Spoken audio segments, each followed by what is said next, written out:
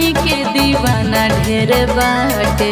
अच्छा। देखी के काहे तोहार छाती फाटे। अरे करे जब काल करू हमरा जवानी के दीवाना ढेर बाटे। देखी के काहे तोहार छाती फाटे। तो फाटी ना पागल जइबो बाबू उठा के चॉकलेट पर। अच्छा तो सुना रोजे रोजे जालू तो डेट पर घूमेलू चमार जी के बुलेट पर। हमरो के बताव कौना रेट पर काहे घूमेलू चमार जी के बुलेट पर। अरे तो घूमे ना ढेर घूमता रे।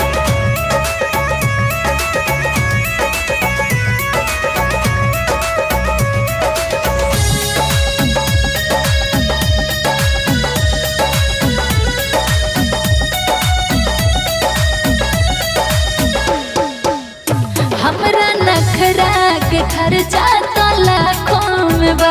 तहरा कहानी मिलल कई गो खाकों में बा।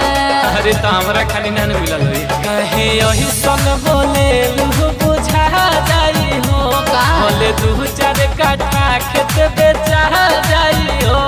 अरे वो सुना खड़ी आई नइखे हमरा भरोसा ऐसन पगलेट पर। बुझलो हां तो का बुझता रोजे रोजे जालू तू तो डेट पर घूमेलू चमार जी के बुलेट पर। हमरो के बताव कौना रेट पर घूमेलू चमार जी के बुलेट पर। का जाता है चलो हम घुमा लिए।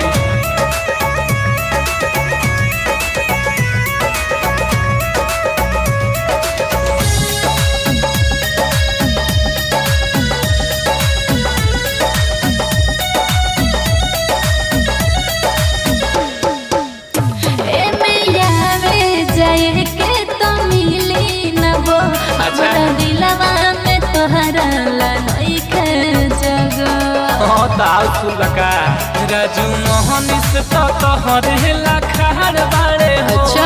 रब विकास करो तो इंतजार बाड़े हो। हाँ तो करे दो धनी हमरो पर टाइम दो 12,000 गरम ले कहे अमलेट पर। बोला सुना रोजे रोजे जालू तो डेट पर घूमेलू चमार जी के बुलेट पर। हमरो के बताव कौना रेट पर घूमेलू चमार जी के बुलेट पर। हाँ तो तहार का छाती फाटो।